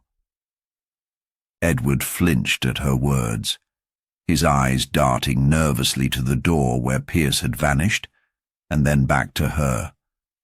His voice, when he finally spoke, was strained. I don't know if I can. It's not just about what happened. It's about what we've all kept hidden. What we've all buried." "Buried," Miss Marple repeated, her eyes narrowing. "What do you mean by that?" Edward hesitated for a long moment, his hands trembling. The silence stretched between them, heavy and thick. Finally he looked up, his gaze filled with a mix of guilt and desperation. "My uncle. He wasn't the only one who died that day. There was someone else, someone close to him." Miss Marple's heart skipped a beat. She had suspected there was more to the story, but she hadn't expected this. "Who?" she asked softly. "It was my aunt," Edward whispered, barely audible. She was the one who died in the accident. But my uncle, he couldn't live with it. He couldn't face the truth of what happened." Miss Marple's mind raced as she tried to process this new revelation. The Tisdale family had always been shrouded in mystery, but this was something deeper, something more tragic. She had always known that the accident was more than just a tragedy. It had been a turning point, a moment when everything began to unravel. "My uncle didn't just lose his wife that day," Edward continued, his voice trembling now with a mix of sorrow and anger. "He lost himself. The guilt. It drove him to hide the truth, to protect the family name. He told everyone that it was an accident, that she died when the car swerved off the road, but he knew the truth. He knew she had died because of him." The pieces clicked into place with a chilling finality. The Tisdale family's dark secret wasn't just about wealth, power, or revenge. It was about guilt. A family torn apart by the weight of a tragic, hidden truth that had festered for years. Miss Marple turned toward the window, her mind sifting through the implications. Pierce had known the truth all along. He had always known about the affair, about the guilt that had driven the family to bury the past. But what had driven him to bring it all to light? What had motivated him to push the Tisdales to their breaking? point. Suddenly, it clicked. Pierce hadn't come for money, for revenge, or for power. He had come for something far darker, something more personal. His obsession with the family was driven by the same guilt, the same pain that had consumed them all. He knew, Miss Marple whispered to herself, more to confirm her thoughts than to speak aloud. Pierce knew that the truth of that day, of the accident, had never truly been uncovered, and he wanted to expose it, to make them confront the past they had buried. But it wasn't just about unearthing the truth. It was about forcing them to pay for it. Edward watched her closely, his eyes filled with a mix of confusion and fear. But why? Why go this far? Why kill? Because, Edward, Miss Marple cut him off, her voice firm now. He needed them to confess, to admit what they had done. Pierce didn't just want revenge, he wanted redemption. For himself, for the guilt he carried all these years. The Tisdale family's secret had poisoned them, and Pierce thought that if he could expose it, he could somehow cleanse them, and in doing so, free himself from the same weight of guilt. Edward shook his head in disbelief, clearly struggling to grasp the full depth of what she was saying. But that means— Yes, Miss Marple interjected, her voice quiet but unyielding. That means Pierce is as much a victim of that guilt as anyone else. He's been consumed by it, driven to madness by the belief that revealing the truth will somehow set everything right. A long silence stretched between them as Edward tried to process her words. Miss Marple could see the weight of this new understanding settling on him, his mind working furiously to make sense of the horrifying reality. But, Edward said finally, his voice trembling, how can we stop him? How can we fix this? If the truth is out, if everyone knows what really happened, then what? Miss Marple's gaze softened as she turned back to him, her eyes filled with a quiet determination. The truth, Edward, is only the beginning. What matters now is how we face it, how we learn to live with it, to make amends, not just for the Tisdale family, but for everyone involved. She paused for a moment, her gaze shifting to the door Pierce had disappeared through. And that's where the real work begins. Not with revenge, not with punishment, but with the courage to move forward. Edward nodded slowly, a flicker of understanding crossing his face. The tension in the room began to ease, but the weight of the past still hung heavily in the air. Pierce was still out there, and the story wasn't over yet. There was more to uncover, more to confront. But now, at least, they knew the true motive.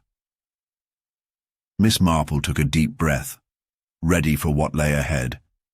The detective's work was never easy, and this case was no exception. But the pieces were falling into place, and soon the past would no longer be able to control their future. Miss Marple stood in the dim light of the drawing room, the weight of the case hanging heavily in the air. The Tisdale manor felt like a house of secrets, each shadow a reminder of the layers of deception and guilt that had built up over the years. Pierce was still out there somewhere, knowing that his game was nearing its end. He had been clever, calculating, but now he was cornered. All that was left was to set the final trap.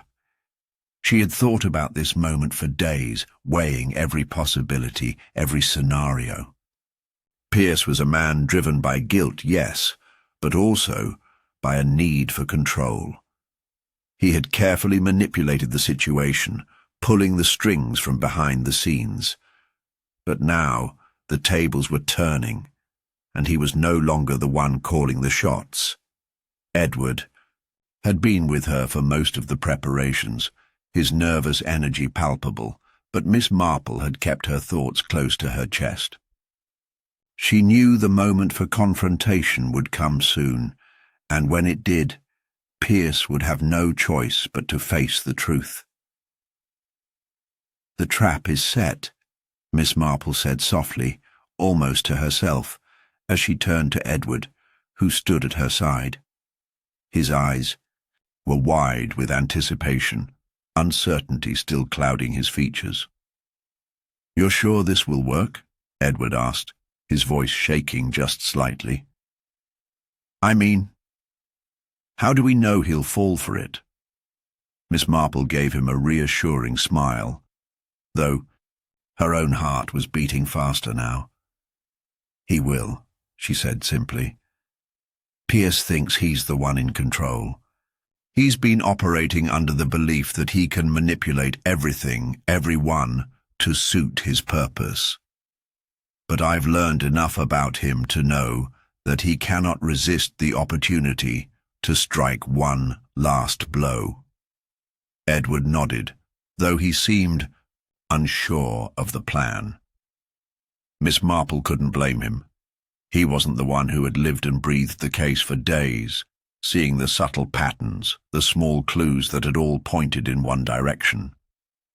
Still, he had been indispensable. His role in the final act would be crucial, even if he didn't realize it yet. The doorbell rang, its chime echoing through the silence of the manor. Both Edward and Miss Marple stiffened instinctively, but she merely glanced at him and then moved calmly toward the front door. She didn't need to look back to know that Pierce had arrived. She opened the door, her expression unreadable. Pierce stood there, his face a mask of tension, his eyes scanning her with a mix of suspicion and anticipation. "Miss Marple," he said, his voice low, almost cautious. "I assume you've been expecting me?" "Indeed," she replied evenly, stepping aside to allow him entrance. "Come in, Mr. Pierce. The others are waiting." He raised an eyebrow at her words, but didn't question her.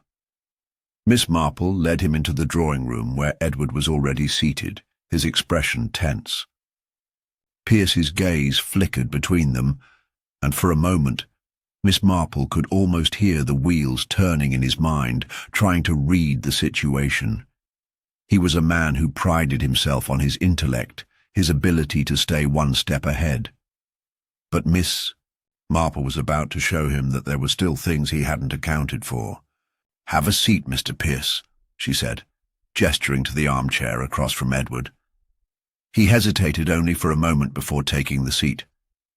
The room fell silent, the tension thick in the air. Miss Marple watched him closely, her hands clasped in front of her.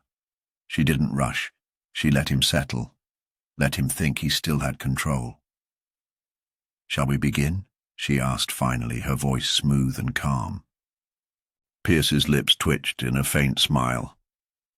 "I don't know what you think you've discovered, Miss Marple, but I assure you it won't change anything. You can't stop what's already in motion." She tilted her head slightly. "You've been very clever, Mr. Pierce, but I believe you've made a crucial mistake." He scoffed, leaning back in his chair, a smug expression on his face. "And what mistake is that exactly?" "You underestimated me," Miss Marple said simply, her eyes narrowing ever so slightly. "You thought you could manipulate this entire situation, twist the truth, expose old wounds, but you didn't account for one thing. You didn't account for me." For a brief moment, Pierce's eyes flickered with something like irritation, but he quickly masked it with a tight smile. "And what is it you think you know? What have you figured out that I haven't already planned for?" "That you've been playing a dangerous game of your own," Miss Marple replied. "You thought you were the puppet master, but in reality, you were the one being controlled. Your guilt, Your obsession with the past. Those were your strings, and they were pulling you, not the other way around. There was a long silence, the kind that stretched between them like an invisible thread. Pierce's gaze hardened, his composure beginning to crack ever so slightly. Miss Marple watched him carefully, seeing the first signs of doubt in his eyes. "I've done what had to be done," he muttered almost to himself. "They deserved to face the truth. It was the only way to set things right." "You're wrong," Miss Marple said, her voice steady and firm. "The truth you've been chasing isn't the one that matters.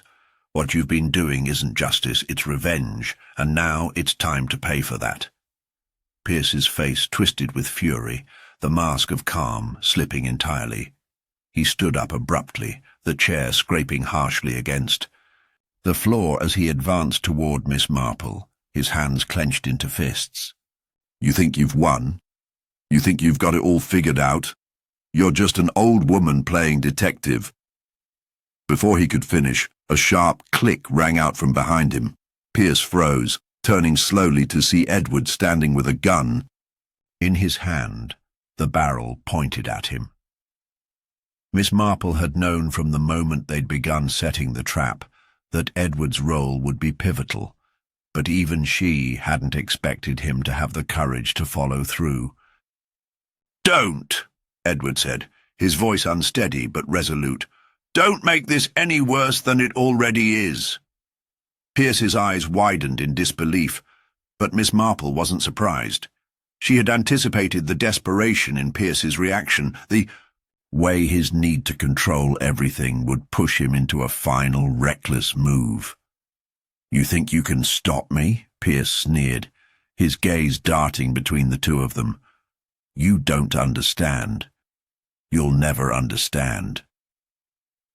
"I understand perfectly," Miss Marple replied, her voice cutting through the air like a blade.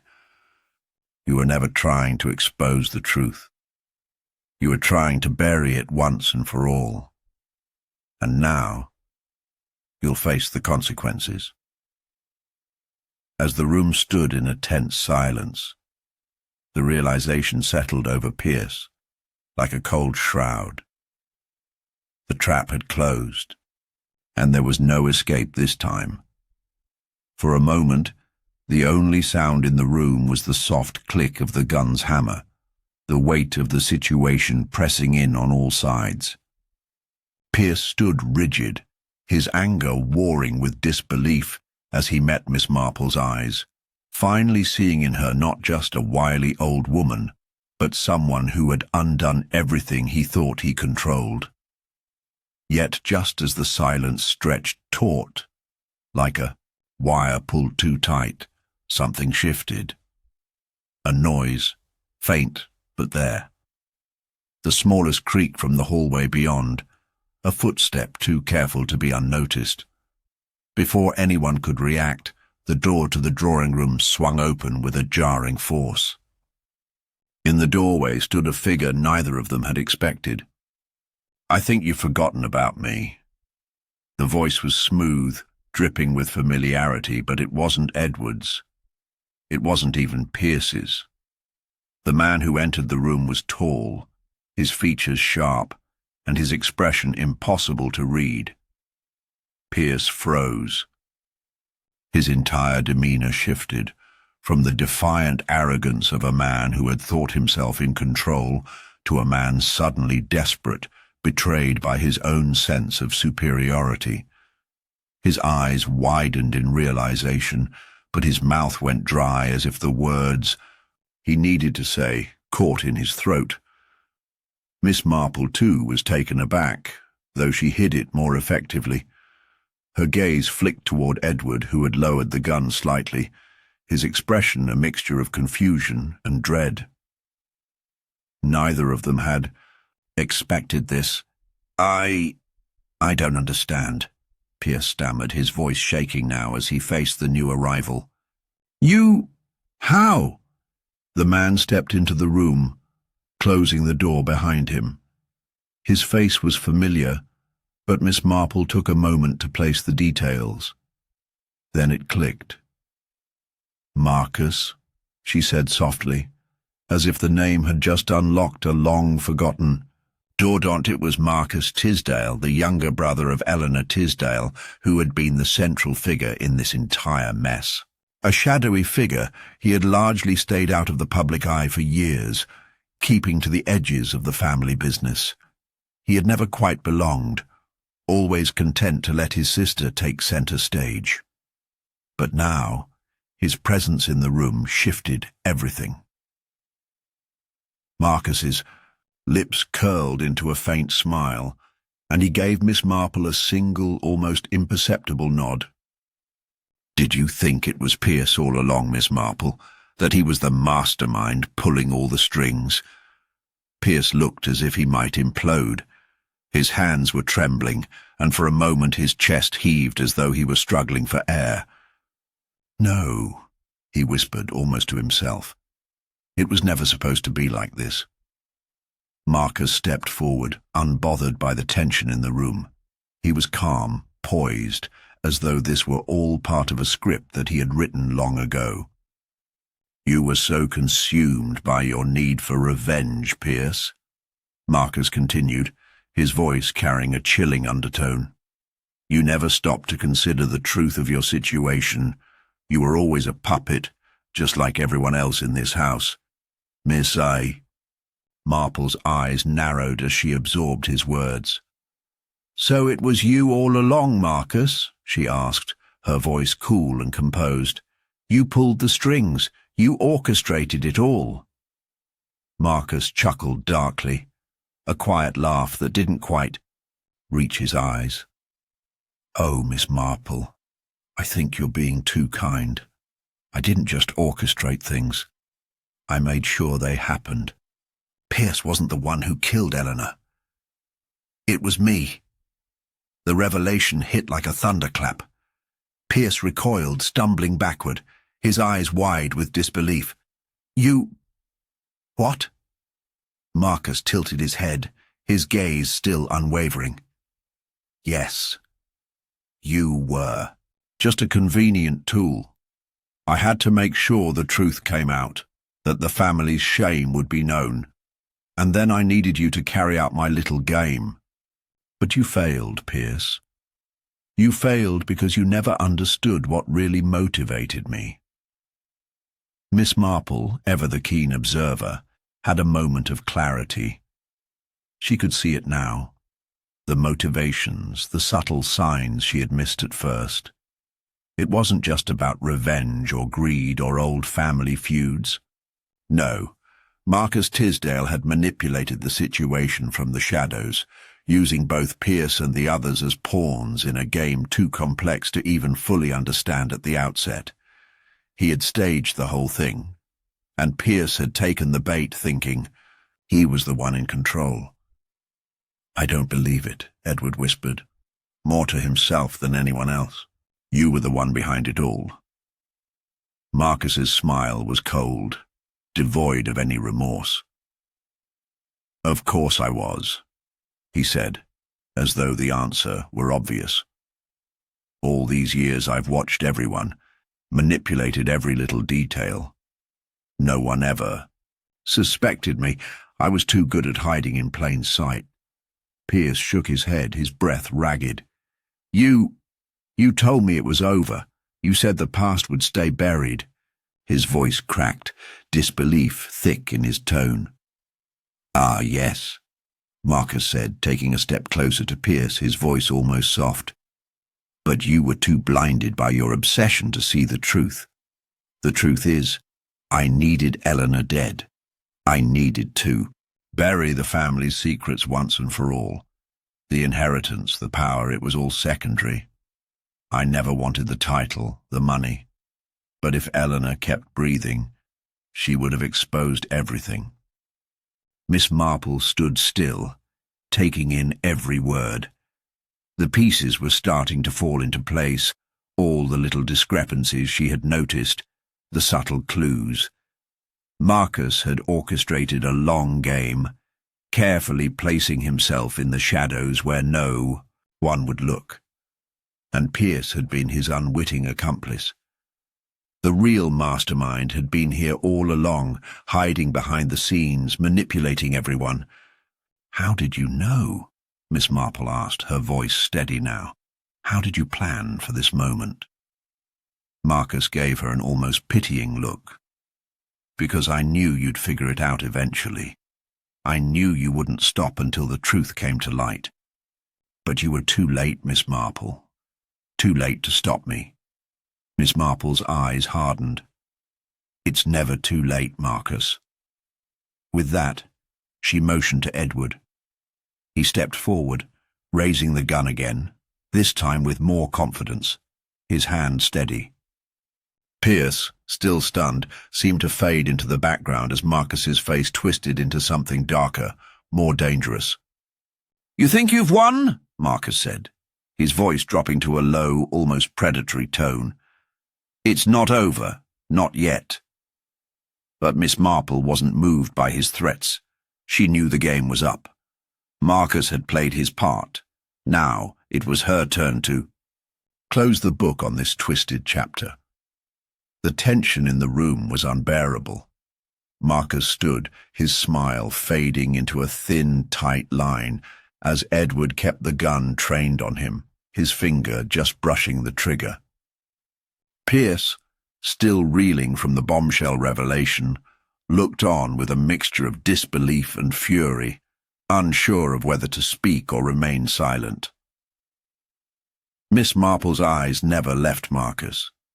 She had watched him carefully, listening to his every word, and now it was clear. Everything had been a carefully planned series of manipulations, a web of deceit spun over years. But she had seen through it. The clues were there, scattered like breadcrumbs, and now they had all led to this moment. "You're right, Marcus," Miss Marple said softly, her voice steady. "You were hiding in plain sight all along, and I didn't see it. But I should have known." She took a deliberate step closer to him, her eyes never leaving his. "The little details, the way you acted as though you were an afterthought, how you disappeared into the background. You orchestrated this whole mess because you were the one who stood to lose everything if Eleanor lived." Marcus's jaw tightened, and for a split second, Miss Marple saw a flicker of something, fear or anger, she couldn't tell, before he masked it with that same cold smile. "You're wasting your time, Miss Marple. It's already too late. You can't stop me now. The truth is already out. I've already won." Miss Marple shook her head, a faint but knowing smile playing on her lips. "You haven't won anything, Marcus. You never will. You made one fatal mistake. You underestimated me." For the briefest moment, Marcus's confidence cracked. His eyes darted to Edward, then back to Miss Marple. But it was too late. The trap had been set, and Marcus had walked right into it. "You're right, Miss Marple," Edward said, his voice tense but controlled. "I think it's time we finished this." Before Marcus could react, 2 uniformed officers entered the room, flanking the door. They hadn't been there moments before, but Miss Marple had been expecting this. As always, she had orchestrated the final step in her investigation, and it was no surprise when they appeared at the exact moment she had predicted. Marcus's face twisted with confusion, his eyes darting back and forth as he realized his escape was no longer an option. The officers moved toward him, and for a moment it seemed as though time slowed. "How did you—" Marcus began, his voice filled with disbelief. I thought I had outsmarted you. You couldn't have known." Miss Marple nodded, a small, almost imperceptible gesture. "You're right about one thing, Marcus. You were clever enough to make us all believe you were just a shadow. But you made one crucial error." Her eyes flicked to Edward, who had kept his gun trained on Marcus the entire time, before turning back to him with a knowing look. "You thought I didn't see the way you manipulated the evidence, the missing clue that was never really missing, the connection between the two deaths. It was you who framed Pierce, not the other way around. You made sure he was the scapegoat. But you couldn't predict how I'd see through it." Marcus's face hardened, the mask of composure slipping as the truth set in. His voice dropped to a low hiss. "You'll never prove it." "Oh, but I already have," Miss Marple replied, her tone unwavering. "The pattern was there all along. The way Eleanor's will was handled, the strange timing of the murders. You were careful, too careful, but not careful enough." The officers moved in, hands raised, ready to cuff him, but Marcus didn't fight them. Instead, he just stood there, his eyes flicking from Miss Marple to the officers, his mouth set in a bitter line. "You think you've won, don't you?" He spat, bitterness lacing his words. "You think you've solved the case and everything will go back to normal. But you're wrong. It'll never end. The truth will come out in time. You can't keep me in chains forever." Miss Marple remained calm, almost serene. "I'm not in the business of keeping secrets, Marcus. I've seen what your kind is capable of. And in the end, you're just another part of the puzzle. A piece that's been put in its place." She turned to the officers. "Take him away." Marcus didn't resist as they handcuffed him, but his eyes remained locked on Miss Marple, filled with the kind of fury that only those who thought they were above the law could muster. There was something unsettling about it, the way he looked at her as though he had won a victory even in his defeat. As the officers led him out, Miss Marple turned her attention back to the room. Edward stood by the door, his posture stiff, the tension in his shoulders slowly dissipating now that the danger had passed. Pierce, still pale and shaken, lingered by the fireplace, his eyes downcast. Miss Marple's gaze swept over the room. "It's over," she said quietly, almost to herself. But as she looked around, she couldn't shake the feeling that something still lingered in the air, something unresolved. The puzzle had been solved, yes, but the aftermath left a sense of unease in its wake. Edward broke the silence. "I'm still not sure I understand how you did it. You were ahead of everyone, but you never seemed rushed, never made any mistakes." Miss Marple gave him a faint smile. "It's not about rushing, Edward. It's about seeing what others miss, understanding the connections that aren't immediately obvious.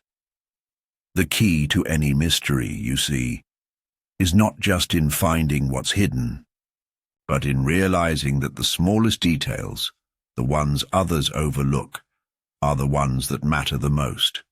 Pierce, still quiet, finally spoke up. "But it's over, right? Marcus won't get away with it?"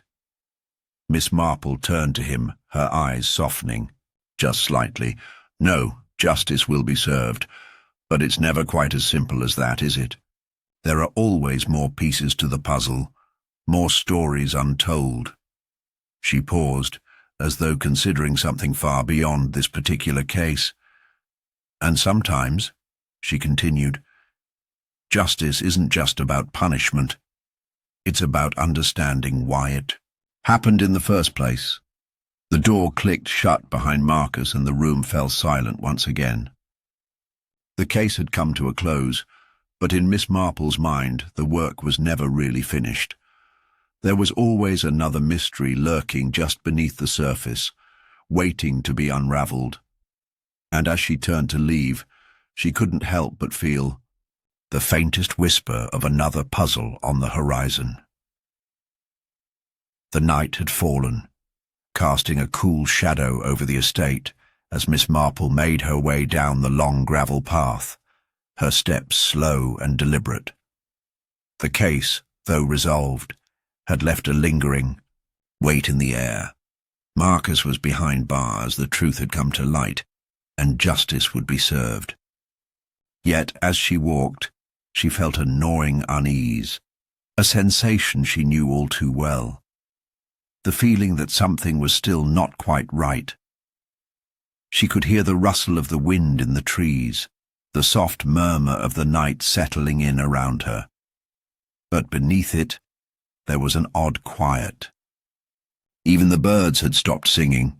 The usual sense of satisfaction that came with solving a case was absent tonight. Instead, it was replaced with an unsettling sense of something unfinished, something just out of reach. Turning back for a brief moment, she caught sight of the house through the trees. The lights inside were dimmed, the faint glow casting long shadows against the walls. It looked peaceful, as if nothing had ever happened. But Miss Marple knew better. There was always something more lurking beneath the surface, and she had learned long ago not to ignore the small details that others missed. As she continued her walk, a glimmer caught her eye. Something glittered faintly in the moonlight, tucked among the hedges along the path. She stopped, her gaze narrowing as she stepped closer. It was a small, silver object, half buried in the ground, almost as if it had been dropped carelessly and left there to fade into the dark. Kneeling down, she carefully picked it up, a delicate chain with a single pendant shaped like an intricate key. The officers moved in, hands raised, ready to cuff him, but Marcus didn't fight them. Instead, he just stood there, his eyes flicking from Miss Marple to the officers, his mouth set in a bitter line. "You think you've won, don't you?" He spat, bitterness lacing his words. "You think you've solved the case and everything will go back to normal. But you're wrong. It'll never end. The truth will come out in time. You can't keep me in chains forever." Miss Marple remained calm, almost serene. "I'm not in the business of keeping secrets, Marcus. I've seen what your kind is capable of. And in the end, you're just another part of the puzzle. A piece that's been put in its place." She turned to the officers. "Take him away." Marcus didn't resist as they handcuffed him, but his eyes remained locked on Miss Marple, filled with the kind of fury that only those who thought they were above the law could muster. There was something unsettling about it, the way he looked at her as though he had won a victory even in his defeat. As the officers led him out, Miss Marple turned her attention back to the room. Edward stood by the door, his posture stiff, the tension in his shoulders slowly dissipating now that the danger had passed. Pierce, still pale and shaken, lingered by the fireplace, his eyes downcast. Miss Marple's gaze swept over the room. "It's over," she said quietly, almost to herself. But as she looked around, she couldn't shake the feeling that something still lingered in the air, something unresolved. The puzzle had been solved, yes, but the aftermath left a sense of unease in its wake. Edward broke the silence. "I'm still not sure I understand how you did it.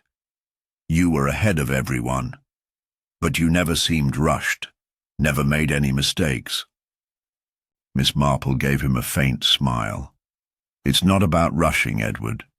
It's about seeing what others miss, understanding the connections that aren't immediately obvious. The key to any mystery, you see, is not just in finding what's hidden, but in realizing that the smallest details, the ones others overlook, are the ones that matter the most." Pierce, still quiet, finally spoke up. "But it's over, right? Marcus won't get away with it." Miss Marple turned to him, her eyes softening, just slightly. "No. Justice will be served, But it's never quite as simple as that, is it? There are always more pieces to the puzzle, more stories untold. She paused as though considering something far beyond this particular case. And sometimes, she continued, justice isn't just about punishment. It's about understanding why it happened in the first place. The door clicked shut behind Marcus and the room fell silent once again.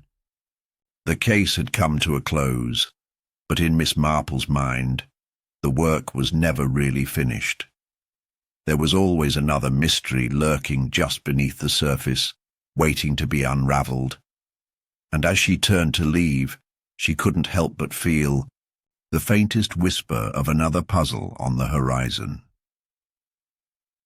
The night had fallen, casting a cool shadow over the estate as Miss Marple made her way down the long gravel path, her steps slow and deliberate. The case, though resolved, had left a lingering weight in the air. Marcus was behind bars, the truth had come to light, and justice would be served. Yet, as she walked, she felt a gnawing unease, a sensation she knew all too well, the feeling that something was still not quite right. She could hear the rustle of the wind in the trees, the soft murmur of the night settling in around her, but beneath it, there was an odd quiet. Even the birds had stopped singing. The usual sense of satisfaction that came with solving a case was absent tonight. Instead, it was replaced with an unsettling sense of something unfinished, something just out of reach. Turning back for a brief moment, she caught sight of the house through the trees. The lights inside were dimmed, the faint glow casting long shadows against the walls. It looked peaceful, as if nothing had ever happened. But Miss Marple knew better. There was always something more lurking beneath the surface, and she had learned long ago not to ignore the small details that others missed. As she continued her walk, a glimmer caught her eye. Something glittered faintly in the moonlight tucked among the hedges along the path. She stopped, her gaze narrowing as she stepped closer. It was a small silver object, half buried in the ground, almost as if it had been dropped carelessly and left there to fade into the dark. Kneeling down, she carefully picked it up, a delicate chain with a single pendant shaped like an intricate key.